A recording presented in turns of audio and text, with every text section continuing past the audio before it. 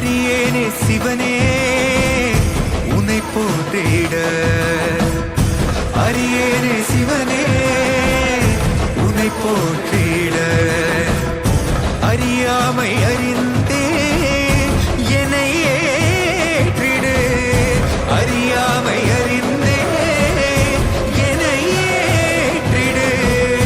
உன்னுள்ளே என்றும் வாழ்பவனை, மாயத்தின் வாயில் வீழ்பவனை நீயே காப்பாற்று. என்னை ஆளும் சிவனே.